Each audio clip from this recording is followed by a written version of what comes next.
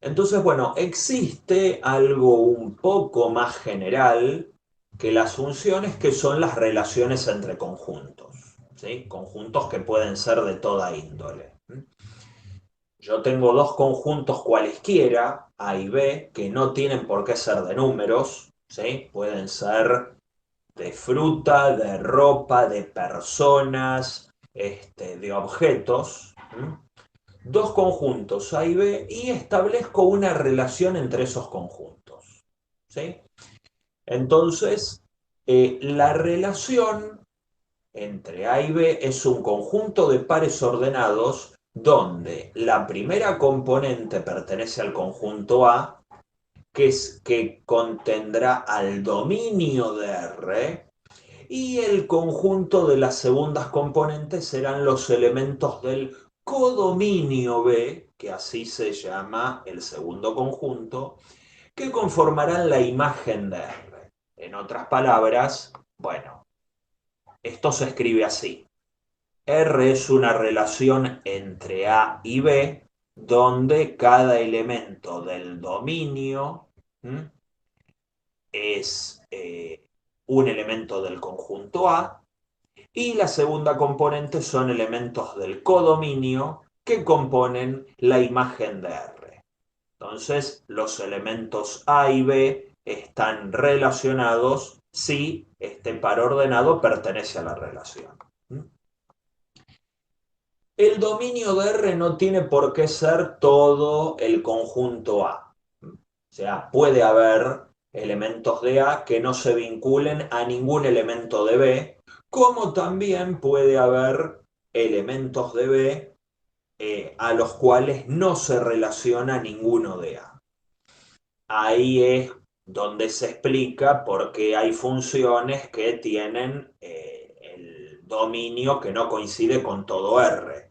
Por ejemplo, las funciones homográficas en aquel valor de x que les anula el denominador. Bueno, hay un elemento del conjunto A, que en ese caso serían todos los números reales, donde no puedo evaluar la función f que haría de la relación, ¿sí?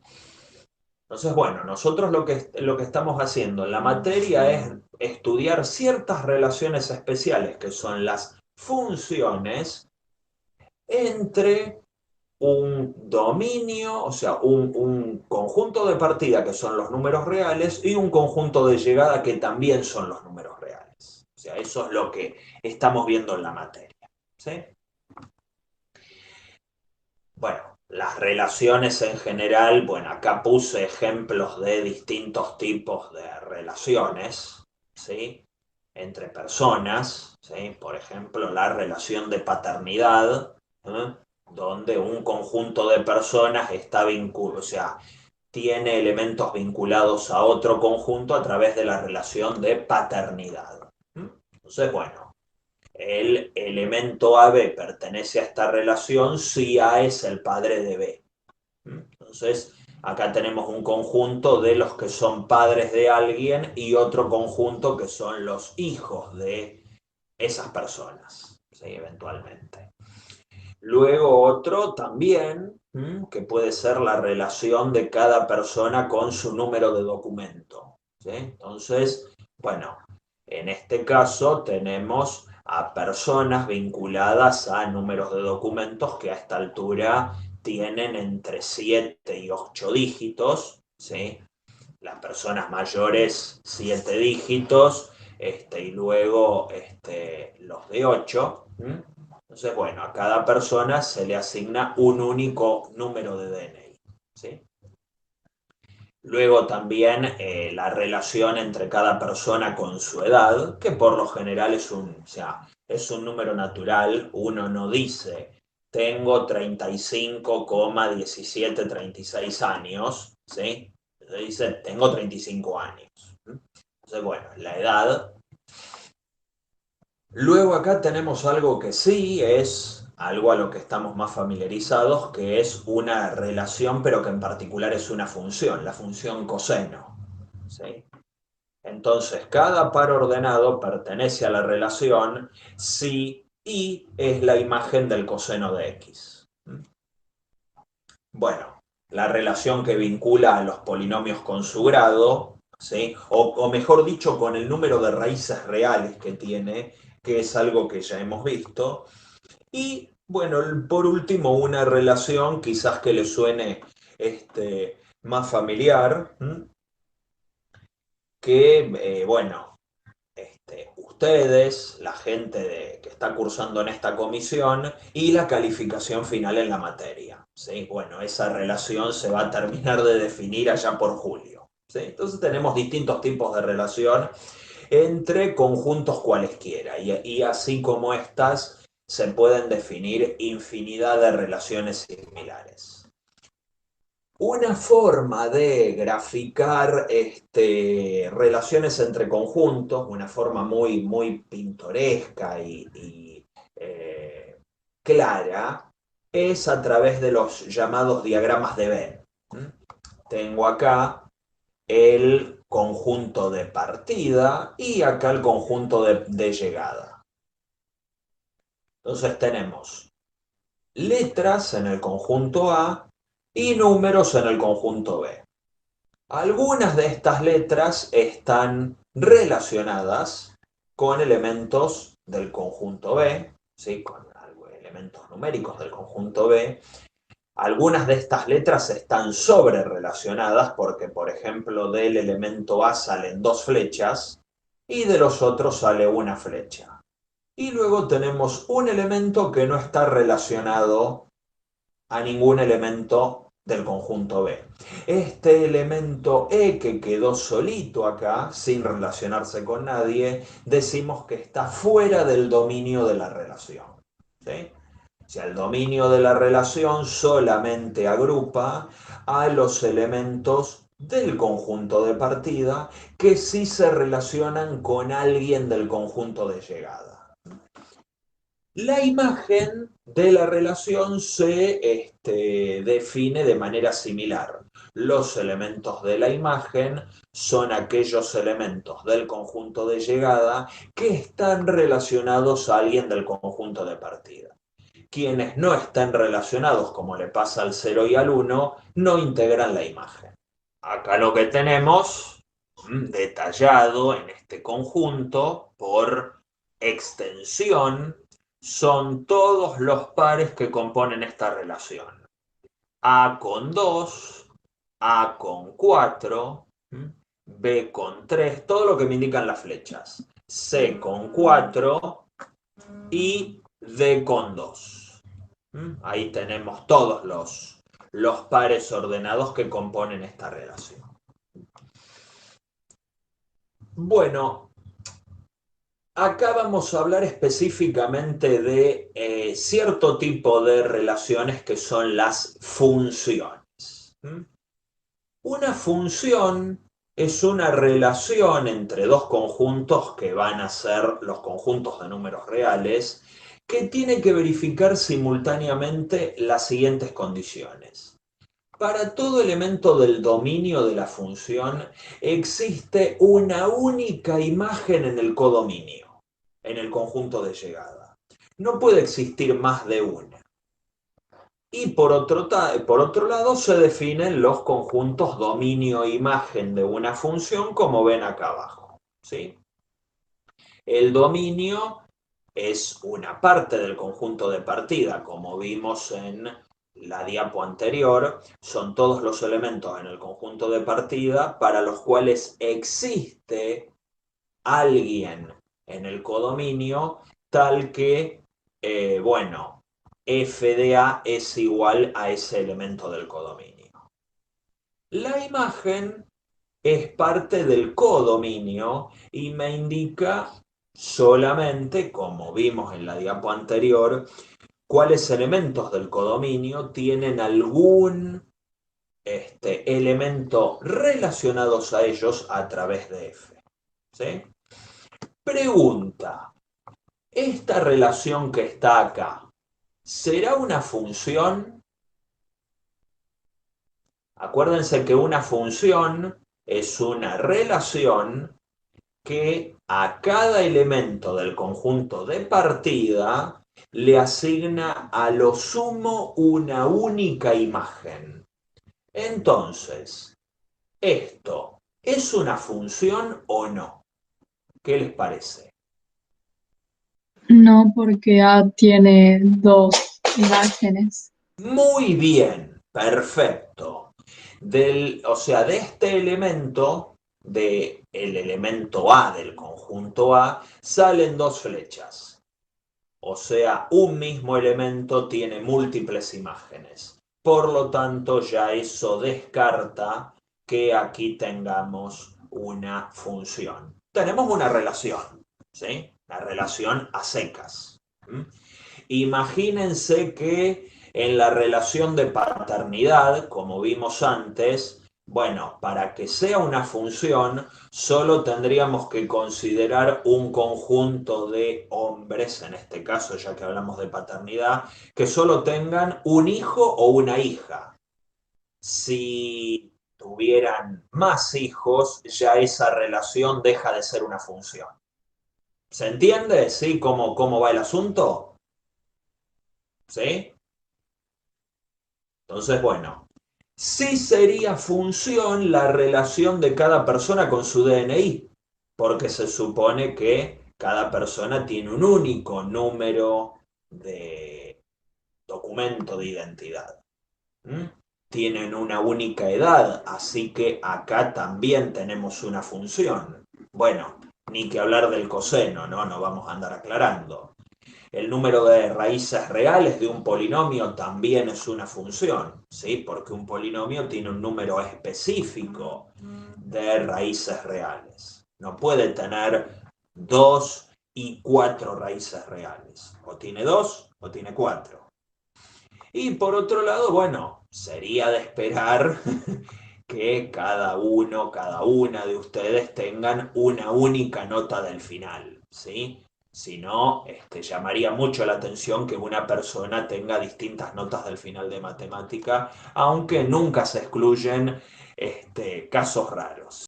Gráficamente, fácil, bueno, o relativamente fácil, darse cuenta cuando el gráfico de alguna trayectoria, de alguna curva, es una función o no lo es. ¿Mm? Por ejemplo, el gráfico de una circunferencia no representa el gráfico de una función porque, como puede verse, entre -3 y 3, acá tenemos elementos sobre el eje X, que es donde vive el dominio de las funciones, tienen dos imágenes. El 0, sin ir más lejos, tiene imagen en 3 y en -3. En 1 tenemos una imagen por acá, -2 y pico, y por acá, en 2 y pico. Y lo mismo, bueno, para cualquiera de los elementos en el intervalo -3, 3. ¿Sí? O sea, por tener dos imágenes, una en la circunferencia de arriba y otra en la de abajo, lo que ocurre es que, bueno, la circunferencia, el gráfico de la circunferencia no refleja una relación de función entre el eje X y el eje Y. Acá tenemos una función logarítmica, aparentemente, por lo que dice, por lo que afirma la diapositiva, que sí es una función porque cada elemento del dominio tiene a lo sumo una imagen. Puede ser que, como ya sabíamos, en los negativos y en cero el logaritmo no tenga imágenes. Bueno, eso no lo descarta como función, pero lo que importa es que los elementos que están en el dominio del logaritmo sí tengan una única imagen. Luego acá tenemos este otro caso. Esto es un tipo de función que se suele decir funciones definidas a trozos o funciones partidas. Son funciones que luego vamos a mencionar, donde, bueno, existen cambios un poco abruptos de comportamiento. Pues la función cambia de comportamiento abruptamente. Entonces, en cierto lugar se comporta de una forma, en otro tramo se comporta de otra y en otro se comporta de otra forma completamente diferente. Acá hice la diferencia entre los puntos oscuros, que sí son puntos que pertenecen a la gráfica, y los agujeros, así lo llamo yo, que son estos puntos blancos. Esos puntos blancos no pertenecen a la gráfica. Yo lo que te indico con esos puntos blancos es que en 0 la función esta vale 4, no vale 0. En 2 la función esta toma este valor, que no sé cuánto será, no toma el valor 2, ¿sí? Entonces, bueno, simplemente para indicar dónde está el punto oscuro, que ese sí pertenece a la gráfica, y donde está el agujerito es porque no pertenece a la gráfica. Y bueno, eso ya descarta la multiplicidad de imágenes porque la imagen del 0 está acá arriba, ¿sí? Y en 2 lo mismo, la imagen del 2 está acá abajo. Eso para descartar la posibilidad de múltiples imágenes, lo que nos indica que este gráfico sí representa una función. Y acá, bueno, uno puede ver eso como dos parábolas superpuestas, que en cierta forma lo son, pero si veo todo eso junto, no puedo considerarlo una función porque tenemos múltiples imágenes para los mismos elementos del dominio, ¿sí? En el intervalo -2, 4 tenemos, bueno, dos imágenes, ¿sí? Para infinidad de esos elementos. Incluso para algún intervalito, o sea, un poquito más grande, uno podría ver multiplicidad de imágenes. Sin ir más lejos, para el 0. El 0 tiene como imagen al 0 y al -6. ¿Sí? Entonces, bueno, ahí ya tenemos otro caso de algo que no es una función, o un gráfico que no representa a una función, ¿sí? Sí, quizás a otro tipo de relaciones. Luego estaba esta cuestión que la hemos mencionado hace un par de clases, creo que también la mencioné ayer, acerca de ciertas condiciones que se necesitaban para asegurarnos la existencia de inversas. ¿Se acuerdan de eso? Bueno, ¿qué se necesita para que una función sea inversible? Y se requería la condición de biyectividad. Biyectividad es algo que requiere de dos condiciones: inyectividad y sobreyectividad. ¿Qué son esas cosas? Bueno, una función es inyectiva si no se repiten imágenes. ¿A qué me refiero con repetir imágenes? Una función repite imágenes si dos elementos diferentes del dominio van a parar al mismo lugar, ¿sí? Si dos elementos del dominio mandan flechas al mismo punto del codominio. Bueno, ahí estaríamos repitiendo imágenes. Una función es inyectiva cuando eso no pasa. Cuando a cada elemento del dominio le corresponde exclusivamente una única imagen que no pertenece a ningún otro. ¿Sí? Entonces, si existen A1 y A2 en el dominio que van a la misma imagen, es porque esos dos elementos son el mismo. ¿Sí?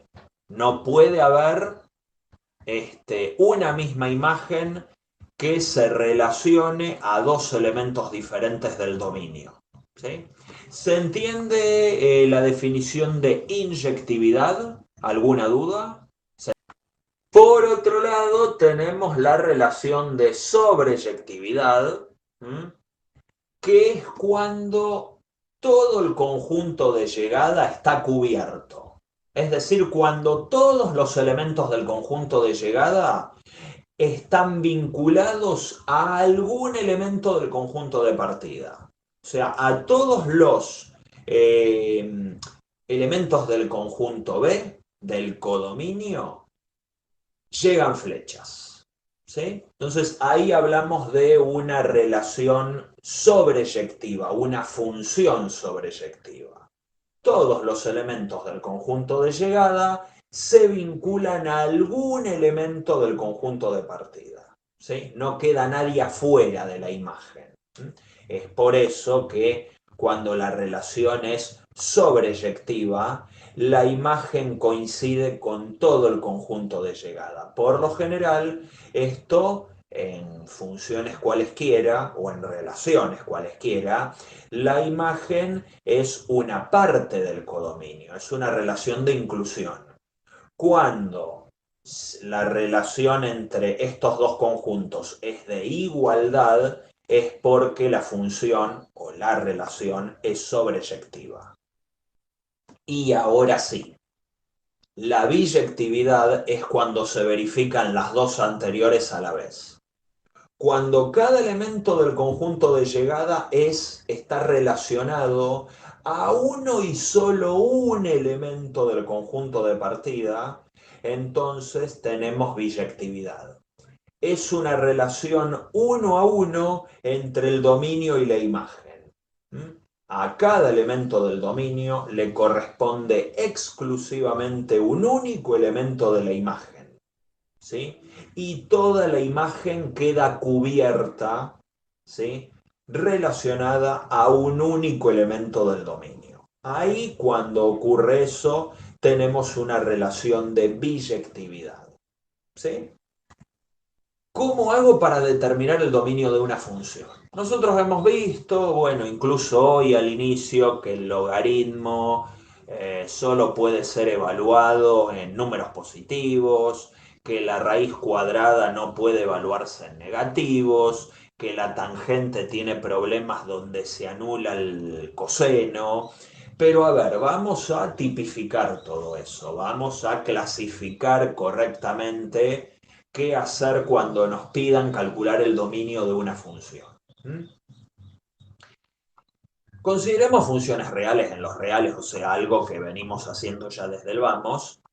Y para determinar el dominio de una función real es necesario analizar las siguientes situaciones. Por ejemplo, cuando tenemos un cociente.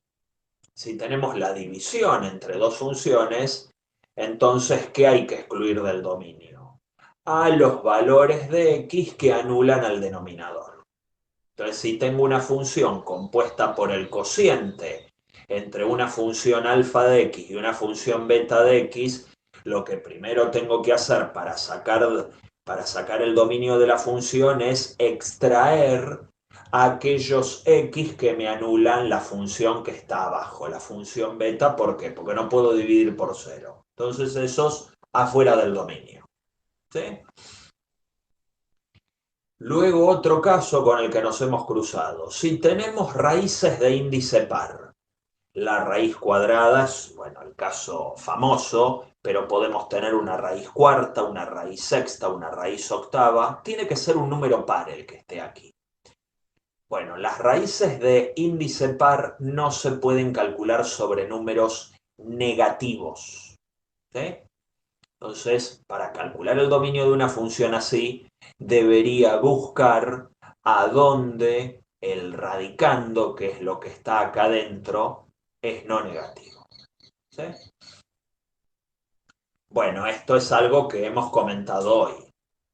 Los logaritmos solo pueden evaluarse cuando lo de adentro, el argumento del logaritmo, es estrictamente positivo. ¿Sí? Y luego existen casos peculiares que pueden ser las funciones partidas o funciones definidas a trozos, que ya veremos algún ejemplo. ¿Eh? Hay que tener en cuenta dónde está definida correctamente la función, dónde cambia su comportamiento, ver si hay valores fuera del dominio. Eso se analiza en cada función partida, depende mucho de cómo esté planteado el ejercicio.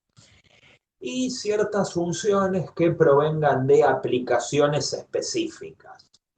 Como vimos recién, el caso del logaritmo aplicado a los terremotos en la escala de Richter. Bueno, quizás haya ciertos valores donde no tenga sentido calcular la función porque no guardan ninguna relación con la aplicación que estamos estudiando. Igual ahora ya vamos a ver algún ejemplo de funciones provenientes de aplicaciones y cómo se analiza en ese caso un dominio. Por ejemplo, si nos pidieran calcular dominios de distintas funciones, qué sé yo, acá tenemos el seno de 4x menos 9. ¿Yo qué preguntas me hago? Seno de 4x menos 9. ¿Es un cociente? No. ¿Es una raíz de índice par? No. ¿Es un logaritmo? No. ¿Es una función definida a trozos? No. ¿La función proviene de alguna aplicación específica? No. Cuando todas las respuestas son no, el dominio son todos los reales. No existe ninguna restricción, ¿sí?, a ningún x donde yo no pueda evaluar esta función que tenemos acá. Seno de 4x menos 9. Veamos el segundo. Calcular el dominio de la función raíz, ¿sí? No sé si está medio clarito, pero creo que se llega a ver. Raíz de x cuadrado menos 3x más 2. Ahí lo que se observa claramente es que hay una raíz de índice par. Entonces, cuando miramos la diapo anterior, no tengo un cociente, ni un logaritmo, ni función partida, ni aplicación alguna. Lo que sí tengo es una raíz de índice par. Raíz cuadrada. Entonces, ¿qué le pedimos a lo que está dentro de la raíz cuadrada? Que sea mayor o igual a 0. ¿Qué es lo que tenemos acá? Busco el dominio entre los x que hacen que lo que está adentro, es decir, el radicando, sea mayor o igual a 0. Pero lo que tenemos adentro es una cuadrática. Entonces debo buscar donde la cuadrática vale mayor o igual a 0. Lo que hice acá es escribir la cuadrática factorizada. Fíjense que esta cuadrática se anula en 1 y en 2. La factoricé. Y bueno, yo puedo hacer este análisis como está acá, este análisis que está acá, que me termina dando que, bueno, esa parábola es no negativa entre menos infinito y 1 y entre 2 y más infinito. Quizás no hacía falta hacer tantas cuentas, porque si se fijan, esta cuadrática es una parábola para arriba, tiene dos raíces reales distintas, y en el único lugar donde puede ser negativa, es decir, donde no puedo evaluar la raíz cuadrada, tiene que ser entre las raíces. Entonces era lógico que me iba a dar algo así, aunque acá lo resolví algebraicamente, o sea, haciendo cuentas. Pero si uno recuerda algunas características de la función cuadrática, cuyo gráfico es una parábola, que el coeficiente principal es 1 y es positivo, entonces es una cuadrática que está así para arriba y que tiene raíces reales, entonces en el único lugar donde esta cuadrática es negativa y yo no puedo evaluar esta raíz es entre 1 y 2, que es lo que nos da el gráfico que tenemos en pantalla. ¿Sí? De todas maneras, bueno, ahí apliqué algunos cálculos como para ver dónde un producto de dos factores me da mayor o igual a 0. Y bueno, analicé dónde los dos factores tienen el mismo signo. Ambos positivos, ambos negativos, y me termina quedando el mismo dominio que si analizo las características gráficas de la función cuadrática. ¿Sí? Como para mostrar que no hay una única manera de resolver el ejercicio, y si me avivo de que tengo que estudiar la positividad de una cuadrática, bueno, puedo agarrarme de las características del gráfico de la función si, por ejemplo, quiero evitarme hacer tanto cuenterío, ¿sí? Eso es una estrategia que pueden emplear perfectamente, ¿sí? O sea, resolver así o graficar la cuadrática y decirme, bueno, entre 1 y 2 la función es negativa, así que yo solo puedo calcular la raíz antes de 1 y después de 2. ¿Sí? Eso es perfectamente válido. Bueno, ejemplos 3 y 4. Tenemos un logaritmo en base 3, función de la que estuvimos hablando ayer y hoy. Entonces, para calcular el dominio, ¿qué es lo que tengo que pedir?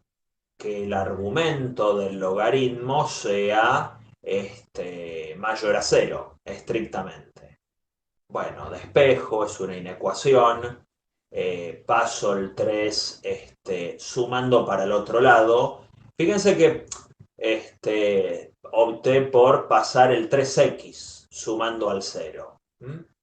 Entonces me queda 3x menor que 6 y cuando paso el 3 dividiendo, como es un número positivo, me queda la misma desigualdad pero simplificada.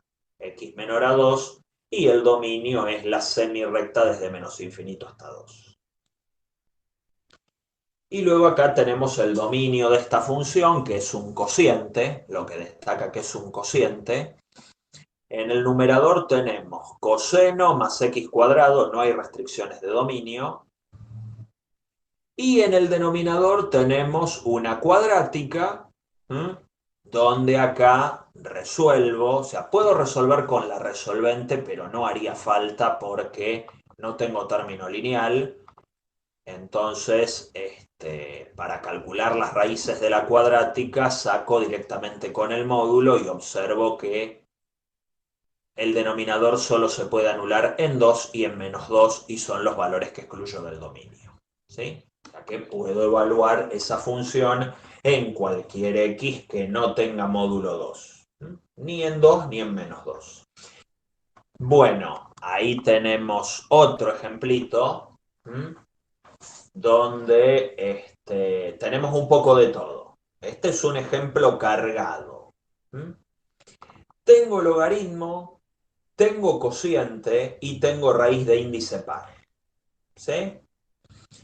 Entonces, ¿cuál es la estrategia para un caso así? Analizar cada uno por separado y luego ver quiénes son las X que cumplen todas las condiciones simultáneamente.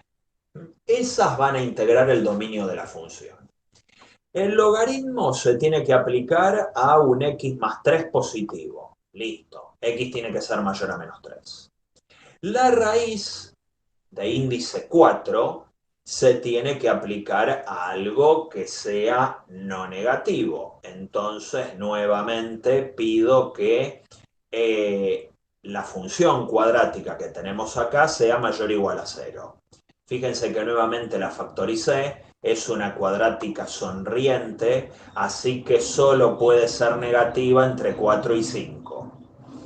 Y el cociente, bueno, debo ver dónde se anula el denominador y eliminar esos valores. El denominador solo se anula en las raíces de la cuadrática, entonces 4 y 5 quedan excluidos del dominio de mi función.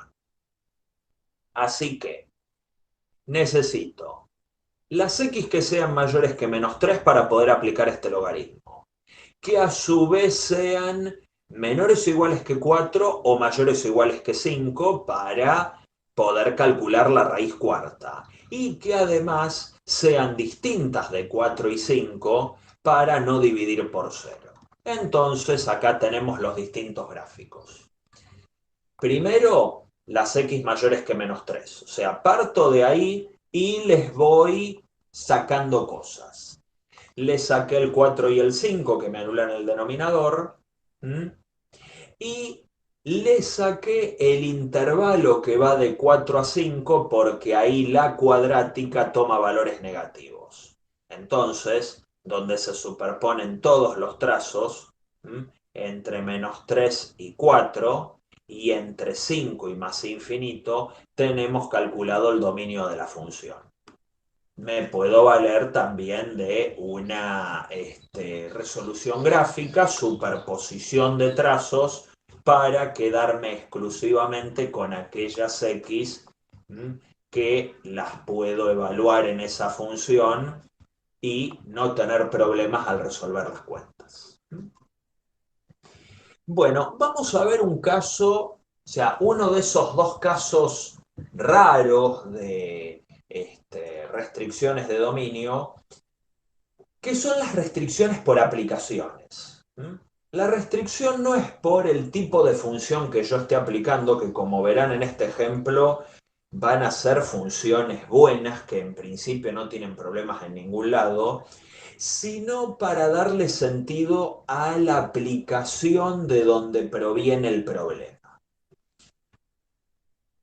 ¿A qué me refiero con aplicación? Bueno, acá tenemos una situación concreta, donde queremos construir una caja sin tapa recortando una cartulina de 40 centímetros por 30 centímetros. O sea, la cartulina es esta que está acá. Yo lo que hago es cortar 4 cuadrados en las esquinas. Los 4 cuadrados tienen que ser iguales. Y luego de cortar esos cuadrados, se supone que yo levanto esta solapa, esta otra y esta otra, y estos lados rojos, ¿m?, que quedaron después de cortar esos cuadraditos, van a quedar unidos, formando dos paredes pegadas de la caja. ¿Sí? Se supone que yo tendría que poder pegar este lado con este otro, y con estas solapitas dobladas quedarían ahí dos parecitas de la caja que me estoy armando, y así con las 4 esquinas. ¿Se entiende cómo se armaría esto? Es más bien un problema más de bricolage que de matemáticas. ¿Se entiende, no? ¿Cómo es lo del armado de la caja? Sí, profe. ¿Sí? Bueno, claramente, si yo saco, o sea, recorto cuadraditos del lado X, fíjense que los dos lados tienen que medir lo mismo, entonces ya no me van a quedar 40 centímetros y 30, me van a quedar dos lados que van a medir 40 menos 2x, dos lados que van a medir 30 menos 2x, y la altura que le estoy dando a la caja, la altura de las parecitas laterales, va a medir X, porque va a coincidir con el corte que yo le hice. ¿Sí? Bueno, claro, pero ¿qué es lo que ocurre? Son longitudes. ¿Sí? El lado del cuadrado es una longitud que tiene que ser mayor a cero. Uno de los, o sea, dos lados de la caja también tienen que medir mayor a cero, porque son una longitud. 40 menos 2x tiene que ser mayor a cero, y los otros dos lados más cortos también tienen que ser positivos. Entonces acá aparecen restricciones por el problema como me ha sido planteado. Para que el problema sea viable, para que tenga sentido buscar alguna solución, necesito saber que estas tres medidas tienen que ser estrictamente positivas. Yo no puedo cortar cuadraditos del lado negativo, del lado -1, y que este lado gane en medida. Eso es imposible. La cartulina mide 40 por 30 y yo en principio no le puedo agregar nada. ¿Sí?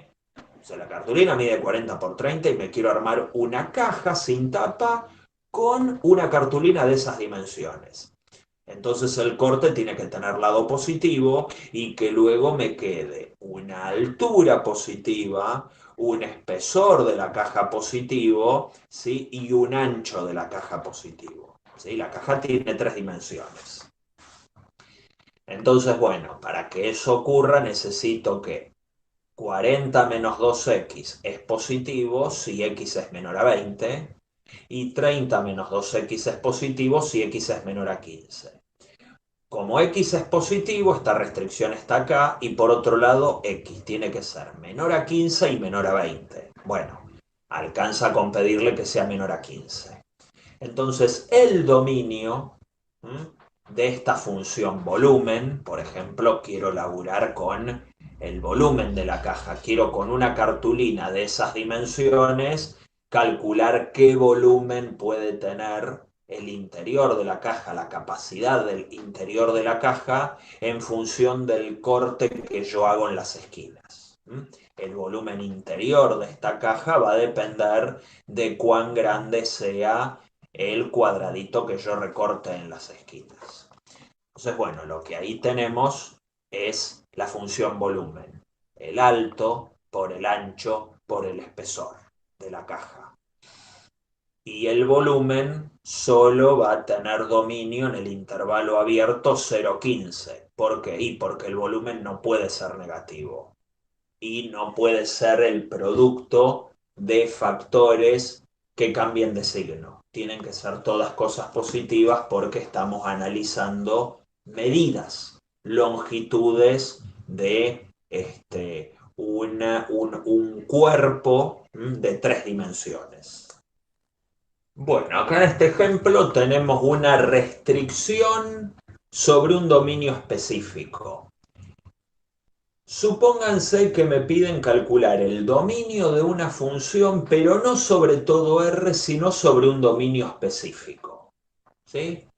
Hallar el dominio de la función f, que es una homográfica, función que ya hemos estudiado, sobre el intervalo cerrado -2, 6. El ejercicio arranca tal cual. Vemos que una homográfica tiene problemas a donde se anula el denominador se anula en 3.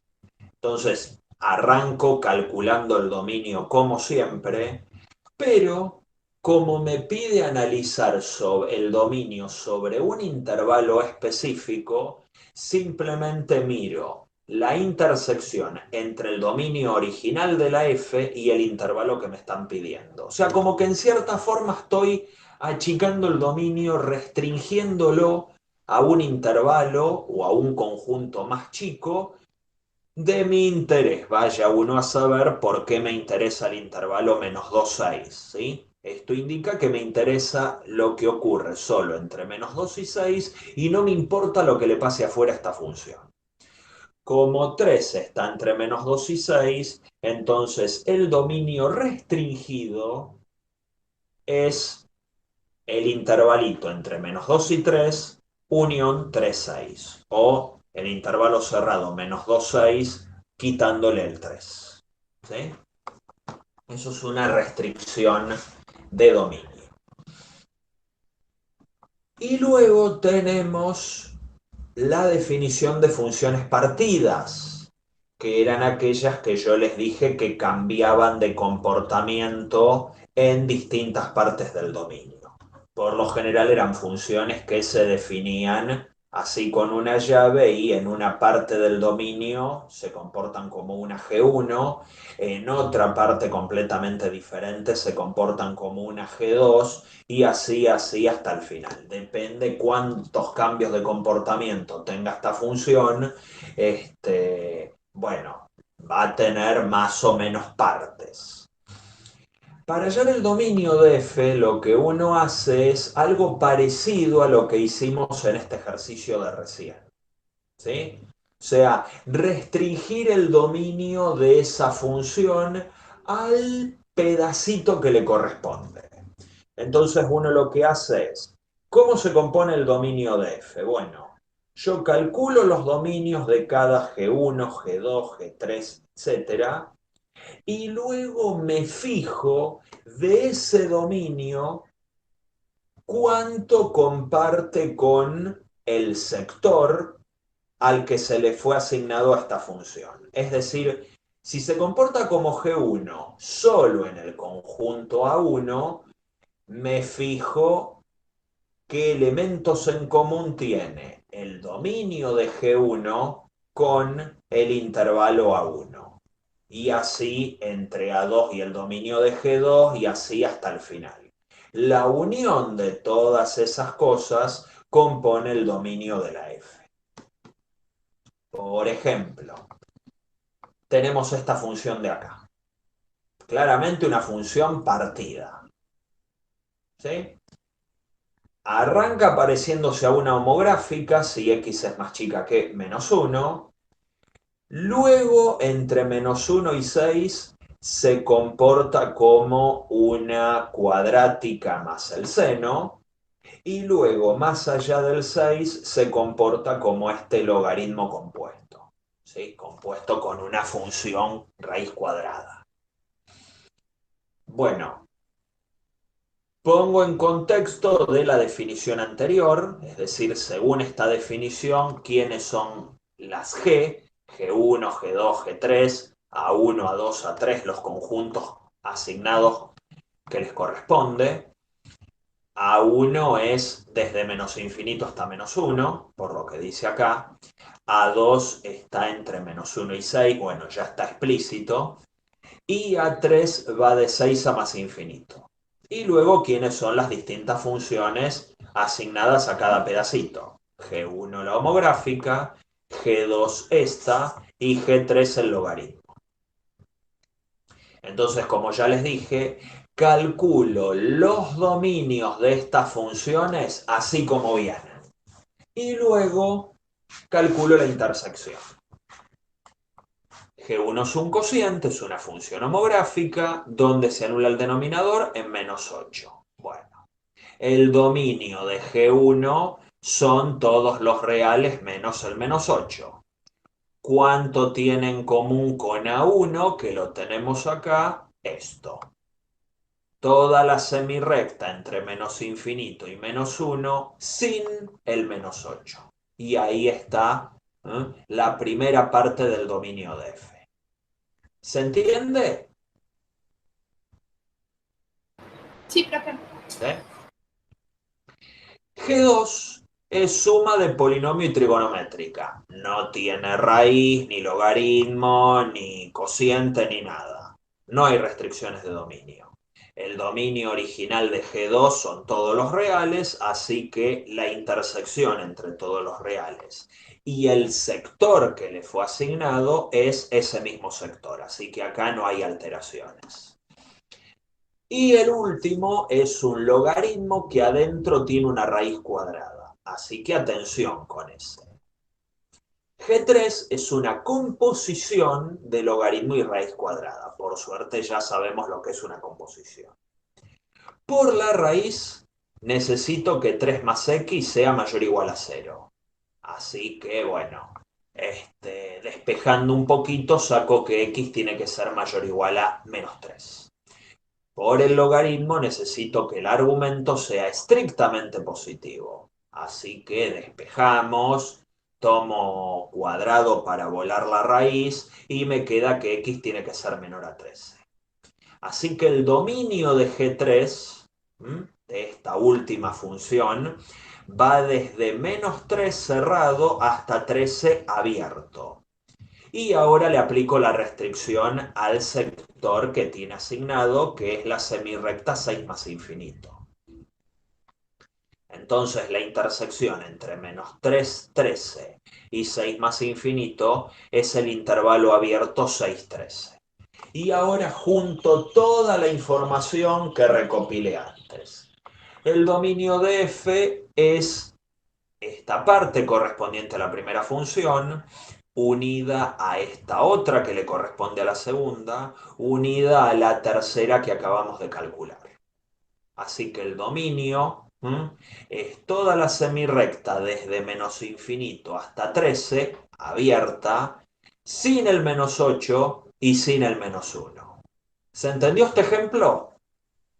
Que tiene un poquito de todo. Son los conjuntos de positividad y negatividad, son distintas, o sea, son subconjuntos del dominio donde la función adquiere determinado comportamiento.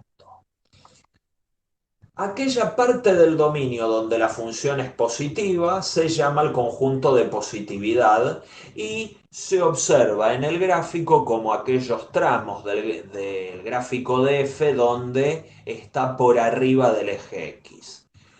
Donde está por debajo del eje X tenemos la región de negatividad, ¿sí? Los X para las cuales F toma valores negativos son la región de negatividad o el conjunto de negatividad.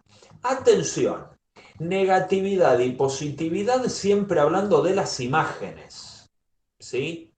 No hablando de los elementos del dominio. La función puede tomar valores positivos en números negativos, como también valores negativos en números positivos. No hablamos de positividad o negatividad del dominio, que sería una pavada. El dominio es positivo a la derecha del cero y negativo a la izquierda. Eso es una tontería. Lo que importa en positividad y negatividad son las respuestas de la f, las imágenes de la f. Y los ceros o raíces son el conjunto donde la función, o sea, las imágenes de la función cambian de signo, o es donde la función se anula. Lo pueden ver así, ¿sí? Gráficamente se observa cuando la función cruza al eje X en las raíces. Entonces, por ejemplo, bueno, acá puse ejemplos de búsqueda de raíces que algún ejercicio hemos visto, así, donde, por ejemplo, si yo quiero buscar dónde es positiva una función lineal, directamente me planteo la inecuación, despejo las x, me va a quedar una condición, una desigualdad, y uno termina probando que una función lineal es estrictamente positiva en una semirrecta, estrictamente negativa en la otra semirrecta, la que corresponde al gráfico que está por debajo del eje X, y se anula en un único punto, en una raíz, que ya hemos visto cómo se calculan las raíces de una cuadrática, de una función lineal, ¿sí? Con la cuadrática pasa algo bastante similar. Tenemos una cuadrática acá, le buscamos las raíces que son reales y distintas, así que los ceros son esas raíces que encontramos. ¿Dónde les parece que será positiva una cuadrática de estas características? ¿Dónde creen que será positiva esta cuadrática que tienen ahí en el ejemplo B? ¿Sería positiva antes del -4 y después del 7? Excelente. Sí, acá lo hice, bueno, con cuenterío, ¿sí? Pero en realidad, si uno se aviva de cómo son las características de la cuadrática, se da cuenta que es una cuadrática sonriente porque tiene amplitud positiva, en particular coeficiente principal igual a 1. Entonces, ¿dónde va a ser positiva? Antes del -4 y después del 7. ¿Dónde va a ser negativa? Entre las raíces, ¿sí? Acá está todo hecho con cuentas, pero observando los detalles gráficos de la función también uno se puede avivar de eso. Luego hice algo parecido para una homográfica, donde, bueno, analicé el dominio de la homográfica, busco los ceros de la homográfica, el único lugar donde se anula esta homográfica es donde se anula el numerador, o sea, el -2. Y atención, porque si uno grafica esa homográfica va a notar que cambia de signo, o sea, los cambios de signo se pueden producir en dos lugares. Uno en la raíz de la homográfica y el otro en la asíntota vertical. La función homográfica cambia de signo en la raíz, es de esperar, y en la asíntota vertical. Fíjense que acá la región de negatividad está entre -2 y 6, que sería esto que está por debajo del eje X, y es positiva antes del -2 y después de la asíntota vertical.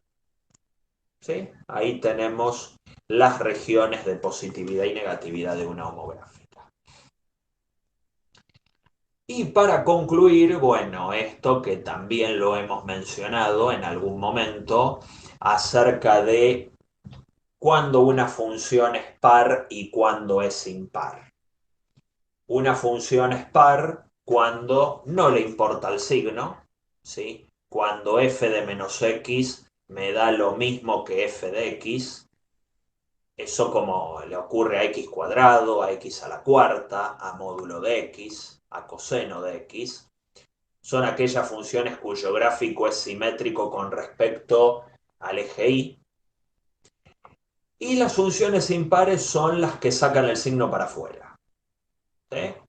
Son aquellas funciones como el seno, x al cubo, raíz cúbica de x.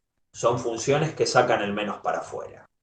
Y son simétricas con respecto a la recta y igual a x, ¿sí? Entonces, bueno, ahí hice algunos ejemplos para probar paridad. Convengamos que hay muchas funciones que no son pares ni impares, ¿sí? Es un detalle al margen. Luego pueden ver con más detalle cómo se analiza la paridad y la imparidad de una función por si más adelante se llega a pedir en algún ejercicio probar si tal función es par, impar o no es nada, ¿sí? Entonces, bueno, ahí tenemos ejemplos de una función que es par, otra que es impar, otras dos que son impares, mejor dicho, y otra que no es ni par ni impar, que es lo que le ocurre a la inmensísima mayoría, ¿sí? Es decir, la función seno es impar, las potencias impares de la x son funciones impares, las potencias pares de la x son funciones pares, pero el logaritmo no es ni par ni impar, la exponencial no es ni par ni impar, ¿sí? Así que ahí, bueno, si ya aparecen esas funciones, se nos arruina la paridad. Y sumar constantes arruina la paridad también, muchas veces, ¿sí? Sumar o restar constantes a veces hacen que la paridad se estropee, ¿sí? Entonces, bueno, ahí tenemos toda esta cuestión y terminamos con algo que hemos mencionado en algún momento, que son las regiones de crecimiento y de decrecimiento. Luego este tema lo vamos a retomar cuando analicemos derivada, que es la mejor herramienta para analizar esto, ¿sí? Pero claramente una función es creciente en un intervalo si para dos elementos en ese intervalo donde x1 es más chico que x2, las imágenes, ¿sí?, respetan esa desigualdad. La imagen del más chico es menor o igual a la imagen del más grande. Uno ve que de izquierda a derecha el gráfico de la función va subiendo sobre ese intervalo. Una función es decreciente cuando pasa al revés. Si x1 y x2 son elementos del mismo intervalo y x1 es más chico que x2, la imagen del más chico es mayor o igual a la imagen del más grande. En ese caso decimos que la función, o sea, gráficamente, de izquierda a derecha, la gráfica se va para abajo, ¿sí? La gráfica baja. Y una función es constante, no hay mucho que aclarar, cuando, bueno, vale la misma cosa en todos los elementos de un determinado intervalo. Intervalo incluido dentro del dominio de la función, ¿sí? Entonces, gráficamente, ¿qué es lo que ocurre? La función alcanza una meseta, ¿sí? La parte del gráfico correspondiente a un sector donde la función es constante es un segmento de una recta paralelo al eje X, ¿sí?, cuyos dominios, cuyas primeras coordenadas van a coincidir con los elementos del intervalo Y donde la función es constante.